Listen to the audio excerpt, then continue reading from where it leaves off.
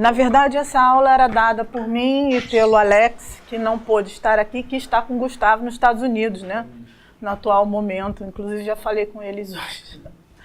Eles estão no evento do Acton Institute.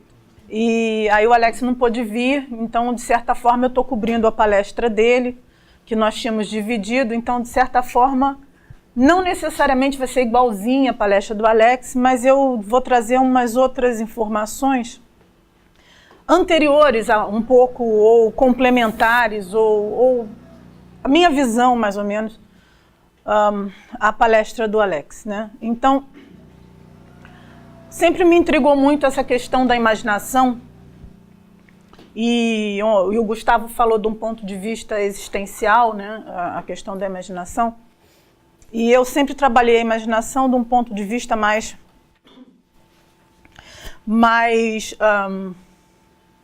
como eu poderia dizer, mais racional ou mais conceitual, filosófico, linguístico, né? Imaginação vem, a palavra do latim de imaginare, que quer dizer formar uma imagem, né? Formar uma imagem de, formar o ato de uma concepção mental de imagem. Então, nesse sentido, a imaginação, ela é o olho da mente, né? É a faculdade da mente de formar uma imagem semelhante às coisas que se vê. Você vê dentro da sua mente as coisas como imagem, não como palavra, não como conceito. Você vê como imagem. Então, você imagina, né? Um sinônimo possível de imaginação poderia ser cogitar, né? Revolver a mente, pensar, raciocinar. Mas o cogitar já você envolve palavras. A imaginação envolve imagens, né? Mas é um raciocínio com imagens. Então isso é uma coisa muito interessante. No século XIX houve um interesse muito grande, os românticos, né? De descobrir um sentido real para a imaginação, de definir essa imaginação, de sistematizar essa imaginação. Uma das pessoas influenciada por Kant, pelo racionalismo, de tentar definir isso, muito embora não seja um estudo sistemático como Kant, foi uma coisa dispersa, meio aqui e ali, em alguns tratados e tal, foi o poeta, o Coleridge, que tentou interpretar e desenvolver o que ele considerou uma teoria da imaginação. Mas ele fez isso de uma forma muito dispersa, né? E ele tentou, nesses vários trabalhos, definir ou distinguir o que seria realmente a imaginação. Então ele disse, é um pouco complicado, porque como isso está disperso, a gente vai meio que intuindo o que ele quis dizer com isso, e algumas coisas as coisas vão fazendo sentido no que a gente poderia chamar de uma grande teoria da imaginação, que ainda ninguém chegou a conclusão nenhuma sobre isso até hoje. Tem vários trabalhos, né? Mas eu fico estudando sobre isso de várias formas e estou tentando chegar a uma conclusão já há algum tempo. Então, no Coleridge, por exemplo, num dos trabalhos, ele faz uma distinção entre o que ele chama de senso, ou alguma coisa sensorial, que seria, e ele usa um termo em latim, a vis receptiva. Aí ele distingue isso aqui do que ele chama de compreensão, que seria uma faculdade de pensar e de julgar, e ele distingue ainda o senso, a compreensão, do que ele chama de razão. Então ele faz existem três modos de pensar dentro da mente. O senso, ter senso, que seria você receber alguma coisa dos sentidos, e ele diz que mais a imaginação trabalha aqui. a compreensão, que é a faculdade de julgar, aí você já usa um juízo qualquer, você já raciocina, e a razão, que seria, você pode raciocinar com a imaginação, até pode, mas aqui você usa mais os princípios, que você já incorporou de alguma forma, as ideias e também as imagens. Mas as imagens você captou daqui. Né? Isso aí foi um primeiro raciocínio, mas isso tudo são coisas muito... ele começa uma elaboração disso. Né? Na verdade, para ele, a imaginação acaba tendo um papel de mediadora, é uma coisa mediadora dentro da mente, e ela trabalha sempre de uma forma alegórica, metafórica. Né? O Coleridge continua trabalhando isso, e a maior definição dele sobre imaginação, a mais famosa, é quando ele chega na obra Biografia Literária, que é uma obra de uns 2 volumes, que ele fala de vários assuntos. Ele faz uma distinção célebre, mas antes da distinção célebre entre imaginação e fantasia, ou que ele chama, não é bem fantasia, é fancy, seria assim, concepção. Né? Seria quando você realmente concebe uma coisa e mobiliza no tempo e cria. Aquela criação, tipo, criei esse apagador, concebi isso. Né? E a imaginação como um todo. Ele faz uma distinção, essa é uma distinção célebre, inclusive, em todos esses estudos de imaginação. Mas antes disso, ele faz a distinção entre imaginação primária e imaginação secundária, e ele diz que a imaginação primária é a imaginação que qualquer ser humano tem. Qualquer ser humano tem uma imaginação, e que é o que nos distingue das bestas, das feras. É uma capacidade mais refinada, que é humana, que é partilhada por toda a humanidade. É um poder vivo, é uma coisa primitiva, todo homem tem imaginação. Né? É universal. No entanto, alguns seres, aí entra bem romântico, né? Alguns seres de gênio têm uma imaginação secundária, que ele chama de secundária, que é a co-criadora, que é aquela que dissolve, difunde, dissipa, recria os dados dos sentidos e aquilo que ele percebe e transforma com a sua visão poética, com essa imaginação que aí ele chama de poética, também ele dá esse outro nome da secundária, ele chama de imaginação poética. E ele transforma e cocria a realidade. Né? E aí ele diz, essa é uma distinção de modo de operar da imaginação. E depois ele diz, aí faz a célebre distinção entre essa imaginação, que é criativa, né? Que ele diz que é viva, e o que ele chama de fancy, que é o ato de escolha, quando você realmente cria e aquilo imobiliza. É quando você realmente cria. Você cria uma obra. Você cria a obra e aquilo vive, mas vive e morre, porque ela não continua. A imaginação é algo que continua, o espírito imaginativo, vamos dizer assim, a imaginação seria esse espírito vivo do poeta, o gênio. Né? Ele diz que isso é o que é bom. E o fancy seria esse ato de escolha e a materialização dessa escolha que une vontade, memória, tempo e espaço e se materializa numa determinada imagem, palavra, obra, né? Ou nas nossas mentes mesmo, nós imaginamos uma coisa e no ato de imaginar aquela coisa já morre. Ela já existe e morre. Ela não está mais viva. Isso para o Coleridge. Já, muito depois, refletindo sobre isso, o T.S. Eliot já diz o contrário. Já fala assim, bom, ele achava que morria, mas eu acho que isso é maravilhoso, porque com isso eu posso tornar isso dinâmico e posso tornar isso associativo. Eu posso pegar essa coisa e juntar com outra, e associar essas várias imagens que eu crio, essas minhas várias concepções de coisas, eu concebo associando e eu concebo juntando, e isso é bom, né? Isso não é ruim. Eu juntar pedaços de coisa e conceber é bom, eu juntar coisas é bom, enfim. São as possibilidades infinitas da imaginação, né, que você escolhe entre as opções e concebe. Bom, são teorias, arranjos teóricos, eu acho que só para pontuar isso para vocês, né?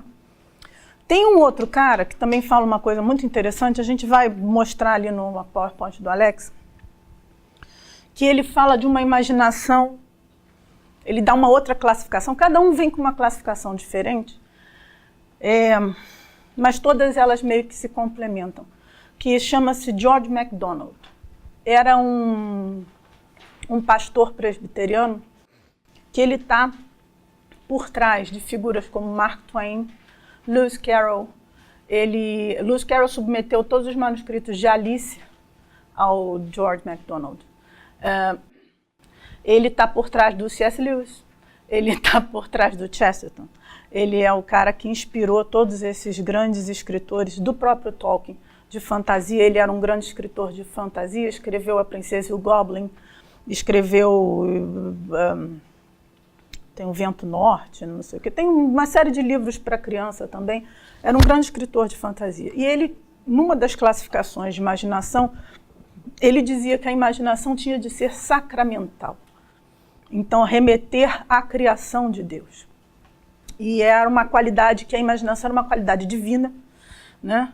E que deveria ser assim comparada, e que deveria transmitir para o mundo interior esse mundo de Deus, e trazer o mundo de Deus para uma vida e para a fé.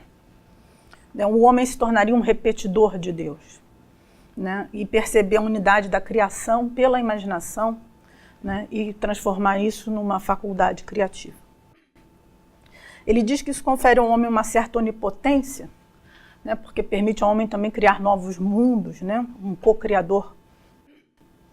E isso tornaria a arte uma arte verdadeira, na busca de refletir esse propósito divino, essa cocriação. Assim, a arte e a imaginação restaura e rejuvenesce e nos diferencia dos animais irracionais, nos aproximando das essências mais refinadas, né? Então, as palavras e as imagens se tornariam roupas dos pensamentos invisíveis do homem e num guarda-roupa inextinguível. A gente teria, cada vez que nós pensássemos coisas diferentes, nós teríamos uma roupagem, uma roupa diferente nessa possibilidade infinita de combinações que Deus deu a cada homem de fazer e tal. E tudo se torna sagrado, uma vez que você entenda que você é co-criador. É um modo de ver muito bonito, que remete sempre a um outro, né? E ele diz que essa imaginação sábia é o melhor guia de vida para o homem e para a mulher. Pois essas coisas aí, isso é interessante, essas coisas que mal vimos e que mal ouvimos são as que mais nos influenciam. E que elas transcendem qualquer lógica. São as coisas que tocam o nosso coração e que são as que realmente não é o argumento. São essas coisas que acabam contando. E essas coisas que a gente deveria prestar bastante atenção, né? Então, além da racionalidade, a imaginação, quando ela é revestida de sacralidade, quando ela é revestida desse aspecto, ela ganha uma importância muito grande. Bom, deixa eu ver se tem as carinhas, então já vou passando as carinhas para você. Ó, ele botou Aristóteles, né, que fala da questão... é que ele lembra essas coisas de cabeça, ele lembra das citações dessas... Você vê que ele vai... Ó, Aristóteles, ele fala da poética, do ato de narrar, dizer o possível segundo a verossimilhança e a necessidade, né, que isso era o animal racional, o animal político. Ernest Cassirer, aí ele já vai para bem antes, o animal simbólico, o homem como tudo isso, né? O Norbert Elias, que é um sociólogo também alemão, da sociedade do indivíduo, sociedade de indivíduos, Indivíduo e Sociedade, o Dawson, que foi um historiador galês, que eu traduzi 2 livros dele, sobre cultura, que a base de toda a cultura está na religião, nessa ligação do homem com Deus, e toda a cultura nasce desse relacionamento homem-Deus. O Russell Kirk também, que eu traduzo, é um autor que eu traduzo, que ele fala da desagregação normativa, que são conceitos que a gente vai ver um pouquinho daqui a pouco. É que ele fala antes, vou falar depois. Da desagregação normativa é a perda das normas fundamentais, dos princípios fundamentais das normas permanentes, e você, quando desagrega esses princípios permanentes, essas normas fundamentais, você realmente destrói o homem. E nós vivemos uma era só de sentimentos e sentimentalismos até. E precisamos resgatar a imaginação moral. Bom, mas cadê as carinhas? Espera aí, isso aqui depois eu volto. Ah, esse é o George MacDonald, da imaginação sacramental. Está vendo a carinha dele, o tal pastor presbiteriano que está por trás do Chesterton, do C.S. Lewis, do Mark Twain, do Lewis Carroll. Foi um grande... Do Andrew Lang também, que é um folclorista, que eu estou traduzindo também a coletânea de contos de fadas. Estou coordenando a tradução e traduzindo alguma coisa. Mas agora eu vou falar, não do Burke, não do Babbitt, do Eliot, eu já falei um pouquinho, vou falar desse cara aí. O cardeal John Henry Newman, que na verdade virou cardeal, virou católico, mas ele começou como anglicano, ele está na raiz do movimento de Oxford, foi um movimento muito importante da restauração, sei lá, da religiosidade da Inglaterra, né? Porque tinham anglicanos e protestantes, uma figura da restauração da cultura na Inglaterra. Numa obra de lógica, chamada Gramática do Assentimento, que na verdade o nome é esquisito, mas na verdade o que ele estava querendo entender é como nós podemos ter certeza, de onde vem a certeza sobre alguma coisa. Ele diz que o assentimento é o produto legítimo da atividade racional, né? Então o assentimento é a certeza. Quando eu tenho certeza? A racionalidade é um aspecto da natureza humana. Mas eu só tenho certeza na razão. E aí ele começa a falar que há outras maneiras válidas, né, além da lógica racional, de você ter certeza de alguma coisa. E aí ele começa a discorrer sobre os tipos de inferência, inferência formal, inferência informal, inferência natural, como você infere alguma coisa e acaba chegando à certeza, mas fala também, e aqui é o que nos interessa, de uma faculdade. Aí você tem que estudar lógica, né, filosofia, para entender o que é inferência. É uma linguagem, é um livro até chatinho, é bem lógico mesmo, né? E aí ele fala também de uma faculdade humana de preencher uma lacuna em situações concretas de forma instantânea, né? E ele chama isso de senso ilativo. Veja, novamente, o conceito de senso passa pelo sentido, passa pelos sentidos, pela percepção dos sentidos. E ele chama de senso ilativo, né? Que seria uma soma, e aí quem dá essa definição é o Russell Kirk, interpretando e resumindo o Newman. Ele diz que é um produto da intuição, do instinto, da imaginação, de uma grande e complexa experiência. Então, o senso ilativo seria essa faculdade da mente humana de perceber a lacuna numa situação, adquirir uma certeza como um produto da intuição, do instinto, da imaginação, de uma experiência que você sabe, naquele momento, que aquilo é certo ou não. Você percebe com outras coisas além do argumento certo, errado, racional. Você percebe com outras coisas. Isso ele difere de sujeito para sujeito, porque ele vai corresponder à sua experiência pessoal. Ele pode errar? Pode. Ele pode estar errado, ele pode ser mal informado, Ele vai depender da sua experiência. Ele vai variar de acordo com a sua experiência pessoal.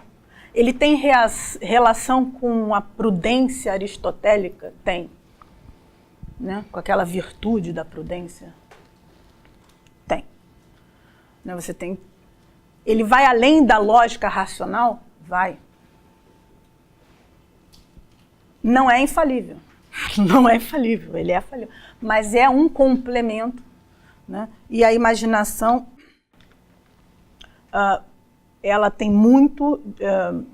a imaginação e a ética vão muito no sentido de ouvir, que a gente, em algumas vezes, fala ouvir a voz do coração, pode dizer ouvir esse senso, esse bom senso, o senso ilativo, esse senso que junta essa intuição, instinto, percepção. São outras coisas que a gente não sabe muito bem dizer, que preenche essa lacuna que vai além daquele raciocínio racionalzinho que a gente tem. O que corrige o senso ilativo? Eu disse, pode estar errado, a minha percepção pode estar errada. O que corrige? A autoridade.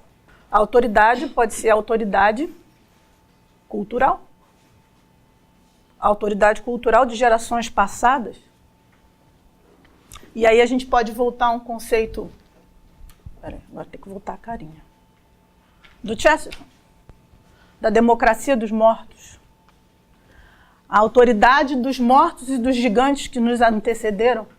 A autoridade da tradição, da literatura, da tradição das nossos costumes, da tradição das nossas leis, da tradição das nossas igrejas, das nossas religiões. A autoridade... São autoridades. A autoridade da nossa literatura, das nossas experiências, dos gigantes que nos antecederam. E essa autoridade nos corrige no curso e são recursos que nós temos para corrigir o nosso próprio senso ilativo. E aí entra o que informa a nossa imaginação. E daí a importância. E isso tudo informa a nossa imaginação. Se nós não tivermos acesso a essas autoridades, até as obras de arte também informam, a beleza, a estética, tudo isso informa a esse nosso senso, aumenta esse nosso escopo, né? Aumenta essa nossa abrangência, aumenta essa nossa capacidade, essa nossa faculdade de perceber e de julgar, de assentir, de ter certezas. E aí a imaginação entra nessa, porque a imaginação, ela entra como o componente X dessas obras de autoridade. Ela foi pensada, ela existiu nessas autoridades literárias, artísticas, religiosas, culturais. A gente está bebendo das imaginações de todas essas pessoas que nos antecederam nessa democracia dos mortos. Bom, os sistemas da sociedade moderna, sistema moral, político e econômico, os princípios da sociedade ocidental, ordem, liberdade e justiça, e as funções da imaginação, que tem a ver com aqueles princípios ordem, o que ele falou ali? Ordem, liberdade e justiça, cognição, cocriação e normas. Ordem, liberdade e justiça. A ordem para a cognição, você ordena e conhece, você cocria na liberdade e você, na norma, você consegue a justiça. Então, a imaginação, ela depende também daquela estrutura, ordem, liberdade e justiça, para funcionar. Bom, como eu falei do Coleridge, a carinha dele, ó. Da imaginação e concepção, fancy. E a imaginação moral seria a imaginação segundo essas regras, que depois essas normas permanentes, né, que estão em todas as culturas, o C.S. Lewis chama de Tao, no Abolição do Homem, ele fala, não vou falar de lei natural, de direito natural, nada disso, vamos tirar esse nome, vamos botar um outro nome para ninguém reclamar? Tao, o caminho. Pronto. Aí vamos lá, cultura viking. Tem lá, não devo matar pai e mãe? Ah, tem. Cultura egípcia. Tem lá, não devo matar pai e mãe? Ah, tem. Aí ele vai pegar no fim do livro, ele começa a mostrar. Cultura, pensa uma cultura lá, cultura alemã, não sei das quantas. Tem, tem. Cultura, tem, tem. Então, é um princípio universal. Não devo matar pai e mãe. Ah, tem também nos 10 mandamentos? Ah, tem. Então, então ele diz, viver conforme o tal. Né? Uma imaginação que viva conforme, por exemplo, essa norma, é uma imaginação moral. Suponha.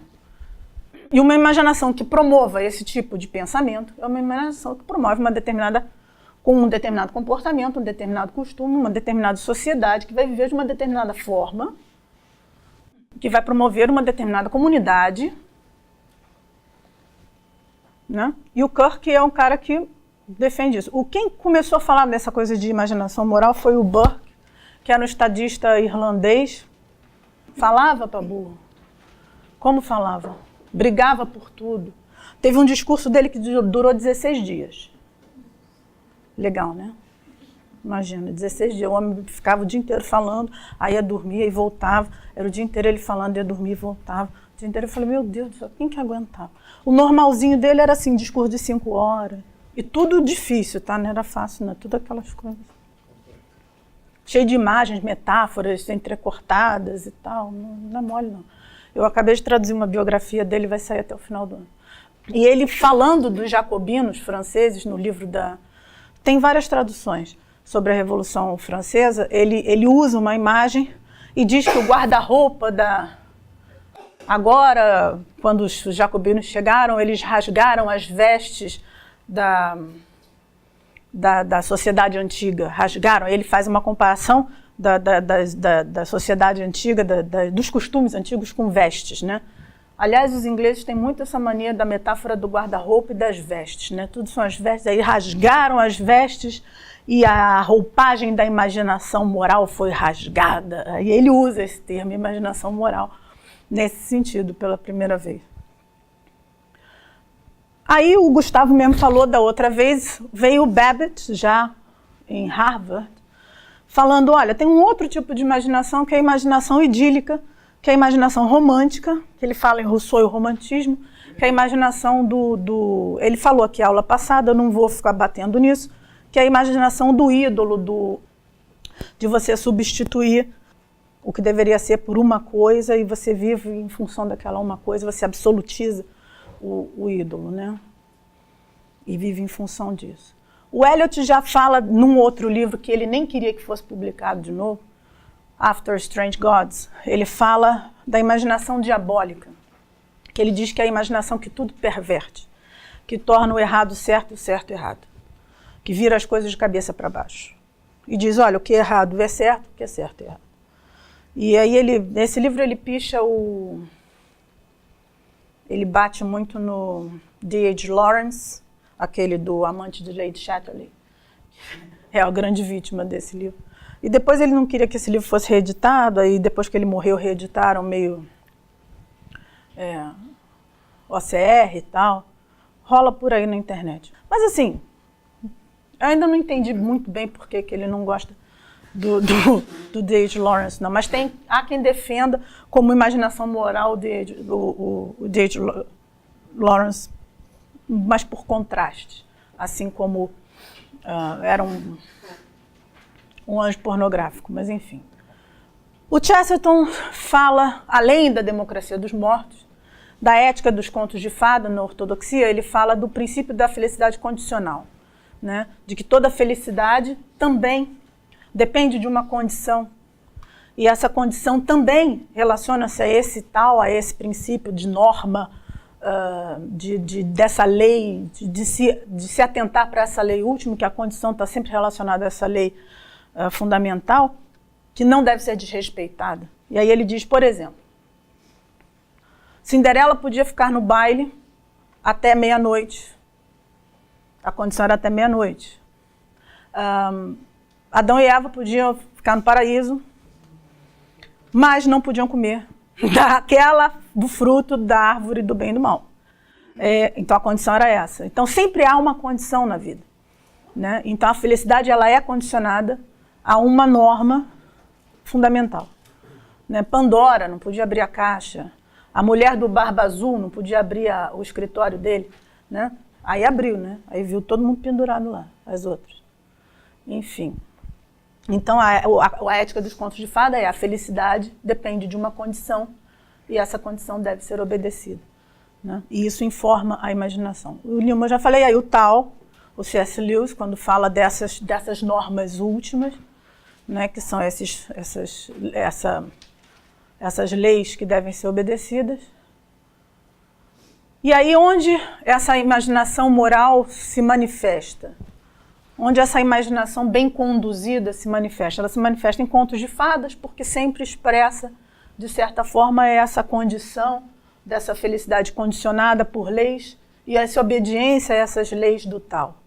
Nos clássicos da literatura, às vezes até por contraste, mostrando a dureza humana, mostrando a mesquinhez, mostrando... Às vezes você consegue, por exemplo, a imaginação moral no horror, você consegue imaginação moral não mostrando a dureza, como a Flannery O'Connor, que mostra grotesco, né? Você mostrando coisas Dostoiévski também, que é bem pesado. Na própria história, na escrita da história, na filosofia e na teologia. Bom, o Tolkien trabalha a questão da fantasia mitopoética, a questão do belo reino, de você, aí é a questão da narrativa, e já está entrando mesmo na estrutura da narrativa, porque tudo isso vem dentro de uma história, né? A imaginação, ela vem dentro, você trabalha a imaginação dentro de uma narrativa e dentro de uma história, e aí ele diz que para você ter uma história e uma história imaginativa, você tem que entrar no belo reino, e no belo reino você tem que sair deste e entrar no outro totalmente, e tem todo o ensaio dele que está no livrinho, tem um livrinho verde, esqueci o nome, é sobre contos de fadas. Então a função da fantasia mitopoética, ele tem propósito literário artístico, ele não é didático. Aliás, uma coisa que a boa literatura imaginativa tem que fugir do didatismo, né? Porque se a imaginação é poética, ela não pode ser didática, porque a didática tira a tragédia, a didática tira a poética. A didática quer ensinar. Quem fala didaticamente, ele quer ensinar. Ele não está fazendo arte. Ele só está querendo passar o que ele está querendo fazer conscientização, ideologia, outra coisa. Ele está raciocinando, ele não está fazendo arte. E o que a gente transmite é o humano. O que está sendo transmitido na literatura, o que está sendo transmitido pela imaginação moral é o humano.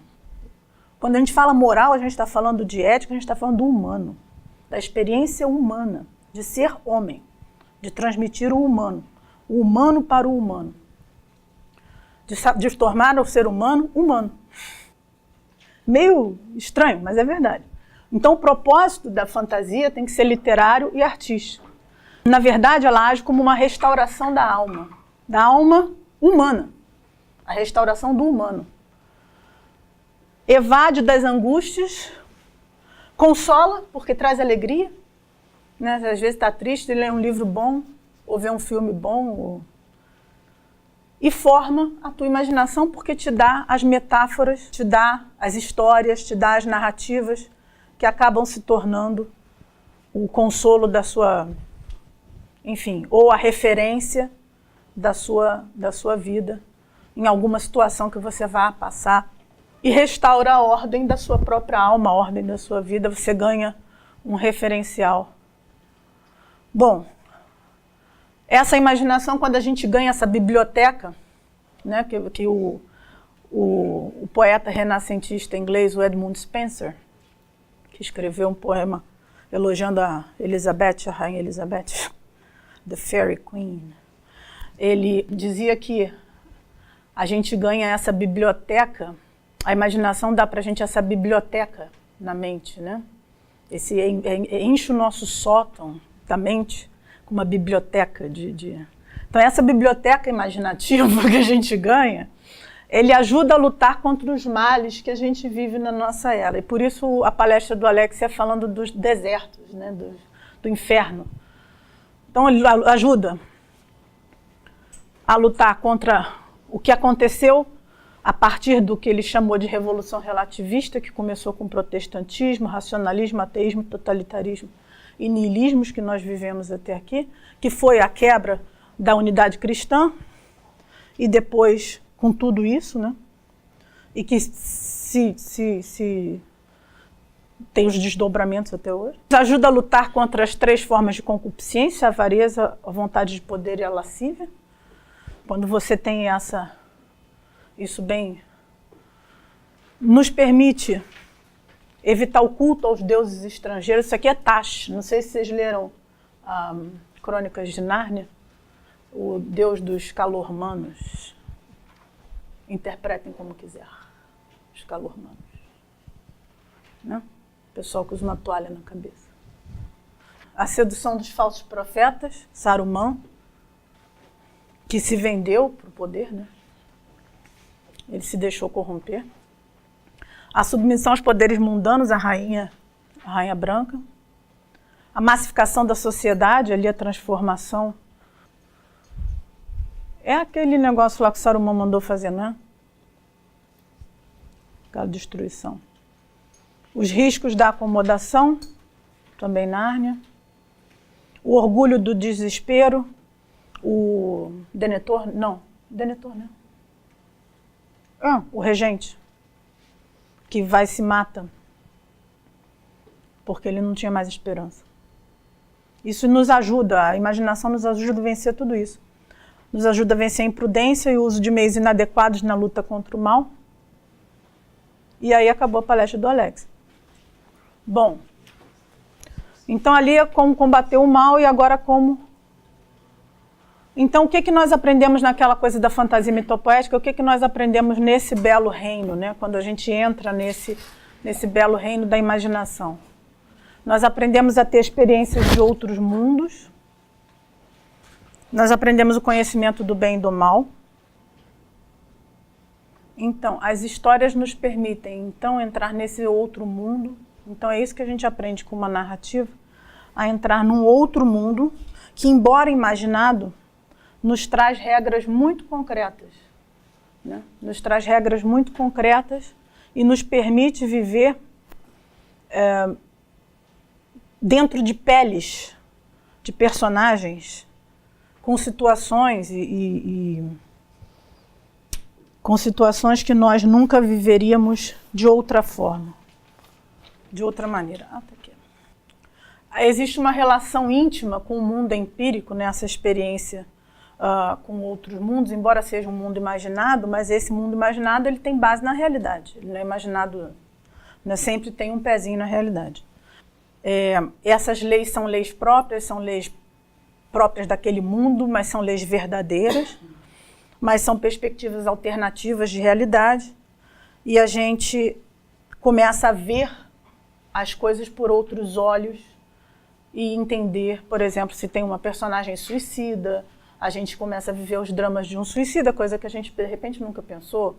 Se tem uma personagem jovem, uma personagem gorda, uma personagem gigante, uma personagem... Então, a gente começa a aprender a olhar com os olhos e com os sentimentos e com as sensações de outras personagens que não somos nós, e isso nos força a raciocinar de outras maneiras diferentes, que não são as nossas maneiras habituais de raciocinar com as nossas mentes. E com isso, nós estendemos as nossas escolhas, nós aumentamos o leque de possibilidades e de opções, porque começamos a pensar e a entender e a ver o conhecimento do bem e do mal. E ganhamos, por exemplo, a tensão da trama faz surgir o drama moral, e dentro do drama moral nós criamos novos paradigmas para o bem e para o mal. Veja bem, tudo isso é para o bem e para o mal. Não existe... Inova a nossa perspectiva, né?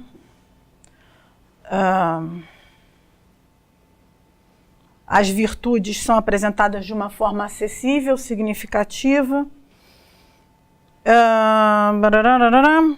Nós aprendemos a entender as metáforas, descobrimos significados, ganhamos senso de estrutura. Essa questão do princípio da felicidade condicionada a gente começa a perceber, né, pelas metáforas. Ganhamos esses olhos diferentes, então ganhamos essa alteridade. Então, a literatura nos oferece, como consequência, né, a pedagogia das fadas, a educação do caráter pelo estímulo das virtudes, e nos exercita na empatia, né?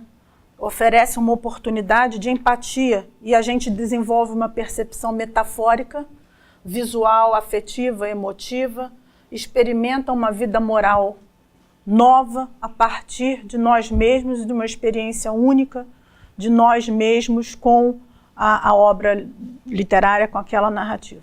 Então, ao leitor, ele abre esse novo mundo, ele abre essa nova possibilidade. Então você começa a compreender motivações, intenções, raciocínios, valores diferentes dos seus, ou você começa a entender a mente das personagens, e o que molda um ato moral ou imoral. Você começa a entender essa luta do bem e do mal, e compreender porque você experimenta dentro da narrativa e dentro daquele mundo, né, na sua imaginação, e você participa, né, de uma forma imaginativa empática e te gera pontos de referência. Isso te gera pontos de referência na sua vida intelectual, o que eu chamo aqui de ícones morais. E você vai criando ícones morais. As personagens que mais te marcam, que você tem como, você acaba tendo, todo mundo tem como ponto de referência. Tem nego aí que quer ser Stark, tem nego que quer ser, né? Pessoal do Game of Thrones que gosta e tal. Então, tem gente que gosta do Harry Potter, tem gente que gosta... E você vai ganhando pontos de referência também por conta das atitudes das próprias personagens que você passa a admirar, que você passa a reproduzir. E você vê esse próprio fenômeno na juventude, que a gente pode dizer, imaginação idílica. Sim, em parte sim. Mas em parte também é essa admiração por uma certa... por paradigma, é uma necessidade de paradigma moral, porque aquela personagem tem um comportamento moral que eu queria ser quando crescer, né? Meio aquele lema da Barbie, o que eu quero ser quando crescer. Então, eles querem ser quando crescer, e essas séries têm esse poder de convencimento, às vezes, nos heróis, na coragem heróica, coisas que andam faltando por aí. As narrativas têm esse poder de conquistar a juventude nisso. Então, esses ícones são esses pontos de referência para interpretar e avaliar a própria experiência e que se tornam um ponto de referência para avaliar a própria experiência de vida, né? Então, isso dá senso de estrutura não só para a estrutura de vida e estrutura mental e estrutura para escrever e estrutura para pensar e estrutura, dá senso de estrutura, dá senso de... A narrativa literária, a narrativa imaginativa, quando ela é baseada numa imaginação instruída nesses princípios, ela dá esse senso de estrutura, tá? Um senso de harmonia. Esse O Belo Reino, que tem escrito... É o conceito do Tolkien, da fantasia mitopoética, que está nesse artigo dele sobre contos de fada. Tá? Esse código ético que aparece nesses contos e nessas coisas, né, essa coisa da imaginação moral, essas felicidades condicionadas, essas coisas que dão esse senso de estrutura, normalmente essa coisa ela é anterior às próprias personagens, né? Não é criado por elas. Então, a fada madrinha diz, olha, não pode voltar antes da meia-noite. Isso não é uma regra criada por elas, né? Essa estrutura não é criada. Então, essa percepção de que existem estruturas que não são criadas pelas pessoas, pela vontade das pessoas, isso também é uma coisa muito importante, que a literatura faz o leitor perceber que existem essas regras que vamos chamar de tal, né? Que são regras anteriores a você, e que não é só a sua vontade, que existe um mundo anterior a você que te estrutura. Esse senso, esse código ético é anterior e essa tua imaginação vai se formando em torno disso, e que isso é imposto a qualquer ser que viva num mundo dentro daquelas regras, né? Isso educa. Isso educa sem didatismo, isso educa por uma narrativa, isso educa por uma condição e educa de uma forma natural. Você não precisa dizer, não é a história do dentinho feliz, né? Porque às vezes as pessoas tendem a achar que livro educativo é o livro que vai dizer o que você tem que fazer. Normalmente para criança tendem a escrever muito assim, né? Ah, vou ensinar a criança a escovar o dente. Aí vou fazer o livro do dentinho feliz. Ah, o dentinho, não sei o que, blá, blá, blá, blá, blá. Às vezes é muito mais eficiente um livro que o ursinho escova o dente e vai falar com a mãe, não sei o que. Aí a criança lê uma vez, vê uma ilustração, aí ela mesma percebe, lá, o ursinho escovou o dente. Não é a história do dente que conta que você está querendo que a criança escove o dente, entendeu? Que não tem nada, ou não é natural, é uma coisa forçada. Essas coisas forçadas, elas tendem a não funcionar ou criar a reação contrária. Porque, na verdade, ela não está trabalhando com a imaginação, ela está trabalhando com a razão. Ela está trabalhando com o raciocínio. Ela não está tocando nem na tragédia, nem na poética. Ela não está tocando o coração. Ela está tocando no raciocínio. Ela está fazendo a criança raciocinar e chegar a uma conclusão que ela tem que escovar o dente. E isso não é literatura imaginativa. Isso não é literatura infantil, desculpa. Bom, isso não é literatura de imaginação moral. E tudo que é imaginação moral tem que evitar o didatismo. Tem que ser mais... Você tem que trazer imagens, você tem que trazer imagens poéticas ou imagens trágicas que te mostrem o humano. E é isso que importa. O homem, na sua dramaticidade de vida, de amor, de tragédia, de drama, de humano. É isso que importa. Não uma coisa que eu quero que ele faça. Isso não importa. Isso eu estou querendo que ele faça. Todos esses aspectos que a senhora está comentando fazem parte da imaginação moral. Sim, moral. Mas então eu posso entender que eles servem na questão da formação do humano, por exemplo, quando é aplicado para crianças, pode tanto ajudar com uma moral positiva, quanto não ajudar com uma moral negativa, né?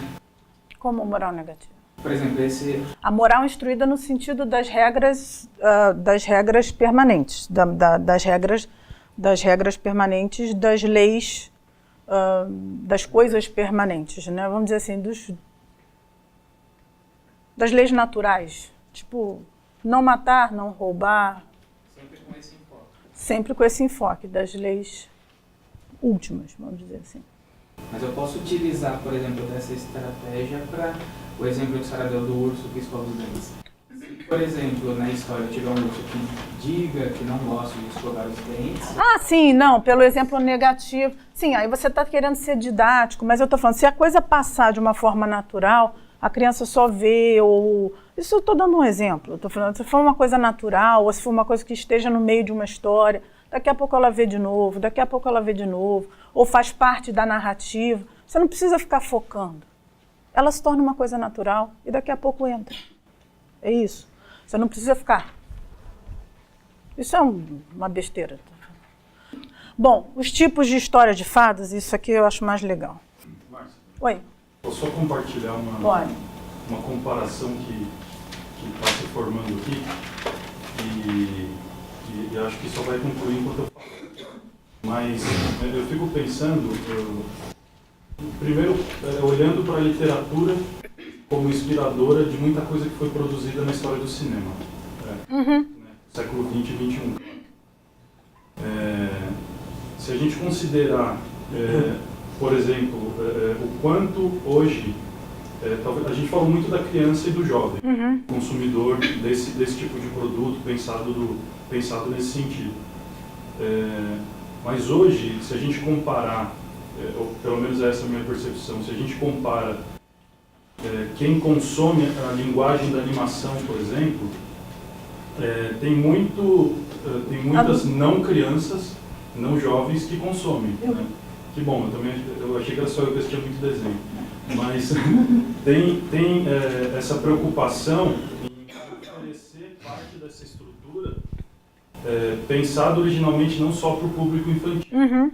Eu pensei o tempo inteiro no exemplo de como foram produzidos algumas coisas que o Walt Disney fez na década de 30, 40, 50, e como hoje... Isso aqui que quase falhou a Disney, né? É. Esse aqui faliu quase. E, por exemplo, como hoje tem uma parceria ou produções próprias da Pixar que tem um pouco a ver, inclusive, com quem eram as pessoas, qual era o perfil socioeconômico, cultural de quem produzia o Walt Disney e quem são as pessoas que estão por trás da produção da Pixar hoje. Né? Uhum. E você também sente essa diferença de uma estrutura que deixou de ser pensada só para criança, nesse tipo de produto, aí pensando em cinema mesmo, e na origem, porque também tem uma origem... A gente está numa sociedade hoje que é muito mais visual, né? A nossa narrativa é uma narrativa visual. Isso é bom e ruim. É mais visual e mais rápida. Então tem os nossos problemas e são problemas muito... A gente fala muito de literatura e tal, não sei o quê, porque dá uma estrutura mais linear, mas hoje em dia é muito visual, né? E muito rápida. O tempo é diferente. Mudou pra caramba. Mudou o público, mudou o enfoque, mudou tudo. E aí eu acho que quando a criança consome, muda a criança. E muda nem tanto para melhor, porque você já joga problemas de adulto para criança, de criança para adulto, e já começa a virar uma confusão tremenda. Enfim, já tem aí, são outros problemas, entendeu? Nessa época que era mais tranquilo. Você, era mais tranquilo porque... para endereçar, claramente era endereçado para criança, com problemas de criança e com estruturas mais infantis. Você colocar, por exemplo, divertidamente para uma criança, talvez seja mais válido para questionamentos ou para senso de estrutura, de felicidade condicionada, por exemplo, para um adulto do que para uma criança? Para um adulto que não é. Eu também tenho essa impressão.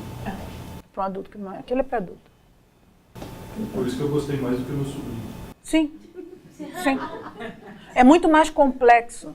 O raciocínio que está por trás daquilo ali é muitíssimo mais complexo. Os questionamentos, o raciocínio, a inteligência por trás daquilo ali são problemas de adulto, não são problemas de criança. O problema de criança, e até onde a criança vai na estrutura, são problemas dessa coisa que eu acho da felicidade condicionada, do bem e do mal, essa coisa do conto de fada, até onde mais ou menos a criança entende. Quando começa a sofisticar, porque é um desenho muito sofisticado. O Divertidamente é um desenho muito sofisticado, com questionamentos muito profundos. Dá para fazer artigos e artigos e artigos em cima daquilo. Então, quer dizer, a criança vai ler, claro, ela vai ter uma leitura linear, bem curta daquilo ali, ela não vai entender todas, mas chega uma hora que cansa, né? Para a própria criança cansa, porque é muita informação. Eu acho que eles têm posto muita informação nesses desenhos, porque como é para adulto e criança, aí fica uma coisa cheia de informação, muita coisa, muito agito, e a criança chega uma hora que ela perde aquilo ali e cansa um pouco. Quando o desenho é mais simples, às vezes ela fica mais entretida. Galinha pintadinha. Por que eles viciam? Porque é mais simples, a estrutura é muito mais simples. E é chatinho para burro, né? Mas enfim. Então olha aqui, os tipos de história. Histórias de humanização são tipos, né? Como a gente poderia classificar. Histórias de humanização, Pinóquio. O boneco de Pinho que vai se tornando um homem. Né? O que ele quer é ser um menino. O Collodi escreveu essa história em forma de folhetim, saía em jornal, e ele vai, o grande desejo da vida do boneco de madeira é se tornar homem, né? E desobedece para burro, enfim, super teimoso, se torna homem. E aí é o nosso grande fairy tale moderno, Star Wars, que é a grande desumanização, ele vai perdendo todo o rosto humano e vai se tornando uma máquina a serviço do Dark Side, né? Do lado negro da força. Histórias de amizade. Essa história é uma pena, nada conhecida no Brasil. Não sei se vocês já ouviram falar do Wind in the Willows. O Vento nos Salgueiros. É a história do senhor toupeira, que um dia está limpando a sua casa, fazendo a limpeza de primavera na sua toca, resolve sair da toca e ver o que tinha lá fora. E aí ele encontra o rio, e no rio tem o rato do rio. E o rato do rio convida ele para um passeio no rio que ele nunca tinha visto. E aí eles vão passear de barco. O senhor toupeiro nunca tinha andado de barco. E aí ele cai no rio. E o rato do rio ajuda ele a sair do rio. E aí eles vão visitar o Texugo, que é um sábio, um velho, chato, mas é sábio. Vão fazer um piquenique. Aí ele vai conhecendo a comunidade em volta do buraco dele, da toca. E o cara mais rico da região, o Mr. Toad, o senhor Sapo. E esse sapo é um sapo riquíssimo, ele mora no Toad Manor. É uma casa tipo inglesa, aquela Manor House. E o sapo adora inovação, então tudo que é novidade o sapo compra. Então ele comprou uma carruagem, ele comprou um barco, não sei como. Aí quando vem uma novidade nova, ele troca. Ele é riquíssimo. A grande aventura é que o sapo compra um calhambeque na época, né? Essa história é escrita na época do começo do automobilismo. Então ele compra um calhambeque e convida os amigos. Então é uma história de amizade e de humanização pela amizade. Esse cara escreveu isso para o filho que estava doente, de cama. E ele foi escrevendo essa historinha para o filho que estava... Essas histórias escritas para filhos são histórias muito interessantes. Todas as histórias escritas para filhos são histórias muito... Tem uma história de amizade, de como você se humaniza nas relações com os amigos. Então, esse tipo de história é uma história que ajuda a desenvolver a imaginação moral. Uma pena, isso nunca foi traduzido em português. Aliás, se foi, acho que foi em Portugal, tem uma tradução. Bom, histórias de vitória sobre o mal e de redenção. Não preciso nem dizer, né? Aslan Bortim da Silva Sauro, que depois volta. Histórias de fé, coragem e humildade. Aqui o resgate do Sam e do Frodo pelas águias, que são a providência, né? Na montanha. Misericórdia, amor e imortalidade. Aqui Luke, eu sou seu pai, tirando a máscara. Da versão do filme, do VHS, né? Porque essa aqui já não é remasterizada. Isso aqui é a cara do VHS. Antigo. Ele tirando a máscara e deixando respirar e fazendo o Darth Vader ver o filho. É a misericórdia, a última visão. O pai vendo o filho mesmo, sem a máscara de monstro e olhando no olho. A misericórdia do filho para aquele pai que foi tão mal. Então essas histórias são histórias que resgatam. E os frutos do reino das fadas o que a gente colhe disso quando a gente semeia esse tipo de história na cabeça, nas nossas cabeças e na cabeça das crianças? Esse senso de fantasia, esse senso de imaginação. A gente resgata a bondade da criação. Isso aqui é aquele... Oh, meu Deus. Como é que é o nome? Aquele que ninguém sabe para que serve, do começo do Senhor dos Anéis, que não tem no filme. Esqueci. Que, na verdade, é o homem antes do pecado original. O que dá a faca pro... Não lembra? É o carinha que tem uma mulher, que aí os hobbits ficam com ele um tempo, logo no começo do livro 1. Enfim. Que, na verdade, representa o homem antes do pecado original. É um homem puro e que vive a plenitude da criação em harmonia com a natureza. Esqueci o nome dele agora. Então, a gente resgata isso quando entra nesse aspecto da imaginação moral. Nós resgatamos um genuíno senso de beleza, né? Uma maior abertura para a verdade. Resgatamos um olhar de gratidão. Resgatamos uma alegria. Só que antes deles partirem, estavam cantando lá as musiquinhas no Hobbit. E resgatamos a esperança, né? Quando a gente consegue colocar nossa imaginação dentro desse escopo aí, da imaginação moral, que é a verdadeira guia da nossa vida, que é a esperança. Como dizia o Peggy, a irmã pequenininha que puxa a fé e puxa a caridade.